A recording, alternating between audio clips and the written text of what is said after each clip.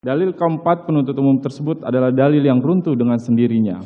Karena pertama, pada halaman 51 sampai dengan 61 nota pembelaan, kami membicarakan terdapat 7 versi peristiwa penembakan yang disampaikan saksi Richard Eliezer Pudiang Lumiu yang membuktikan inkonsistensi dalam memberikan keterangan sejak di tingkat penyidikan hingga persidangan, sehingga konstruksi dakwaan dan tuntutan yang dibangun semata-mata hanya berdasarkan keterangan saksi Richard Eliezer Pudiang Lumiu tersebut haruslah ditolak jika tidak bersesuaian dengan alat bukti lainnya. Tim penasihat hukum tidak membahas mengenai adanya perencanaan peran terdakwa Ferdy Sambo sebagai intelektual dader dan kualitas keterangan saksi Ricky Rizal Wibowo dan saksi Kuat Maruf sebagaimana ditanggapi oleh penuntut umum dalam halaman 11 repliknya. Sehingga dalil nirsubstansi penuntut umum tersebut tidak relevan dengan argumentasi pembelaan yang disampaikan oleh tim penasihat hukum. Kedua, berkaitan dengan peran terdakwa Ferdy Sambo sebagai intelektual dader, akan tim penasihat hukum jabarkan secara rinci pada argumentasi tim penasihat hukum dalam huruf J duplik ini. Ketiga, kami mohon kepada majelis hakim agar mencatat bahwa terdapat 7 versi keterangan saksi Richard Eliezer Pudiang Lumiu terkait peristiwa penembakan di rumah Duren 3 nomor 46, yaitu 1. Peristiwa penembakan pertama menurut saksi Richard Eliezer Pudiang Lumiu adalah peristiwa tembak-menembak antara saksi dengan korban tanggal 3 Agustus 2022, vide bukti B30. 2. Peristiwa penembakan versi kedua menurut saksi Richard Eliezer Pudiang Lumiu adalah seluruhnya dilakukan oleh terdakwa Ferdy Sambo. Halaman 3 nomor 59.8 BAP tanggal 5 Agustus 2022 dan vide bukti B30. 3. Peristiwa penembakan versi ketiga menurut mantan penasihat hukum saksi Richard Eliezer Pudiang Lumiu, yaitu Muhammad Burhanuddin yang disampaikan pada tanggal 8 Agustus di berbagai media.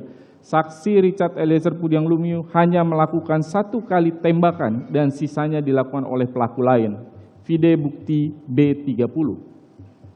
4. Peristiwa penembakan versi keempat menurut saksi Richard Eliezer Pudiang Lumiu, penembakan dilakukan sebanyak 3-4 kali menggunakan senjata api Glock 17 dan kemudian terdakwa Ferdy Sambo melakukan penembakan. Halaman 10-12 nomor 29 BAP tanggal 15 Agustus 2022. Peristiwa penembakan versi kelima menurut saksi Richard Eliezer Pudiang Lumiu, penembakan dilakukan oleh saksi Richard Eliezer Pudiang Lumiu sebanyak 3-4 kali menggunakan senjata api Glock 17 dan terdakwa Ferdy Sambo melakukan penembakan menggunakan senjata api Glock 19 halaman 9-10 nomor 13 BAP konfrontasi tanggal 18 Agustus 2022. Berkaitan dengan keterangan tersebut, tidak terdapat senjata api Glock 19 yang dihadirkan di persidangan pada perkara akuo dan tidak ditemukannya proyektil, serpihan, peluru, dan selongsong peluru yang menunjukkan terdapat fakta digunakannya senjata api Glock 19 sebagai alat untuk membunuh korban. Vide keterangan ahli balistik Arif Sumirat pada persidangan tanggal 14 Desember 2022.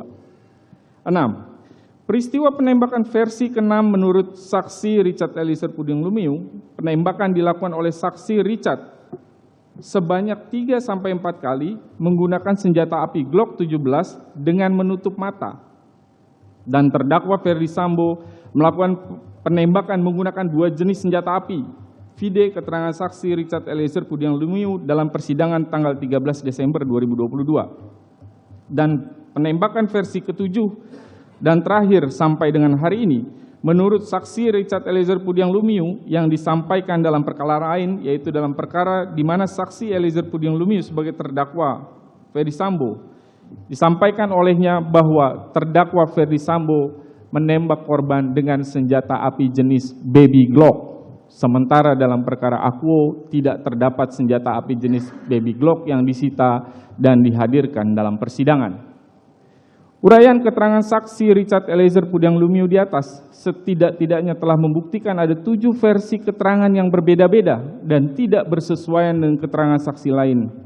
Hal ini membuktikan bahwa saksi Richard Eliezer Pudiang Lumiu memberikan keterangan yang tidak konsisten, diduga berbohong dan bahkan tidak bersesuaian dengan fakta yang terungkap di persidangan.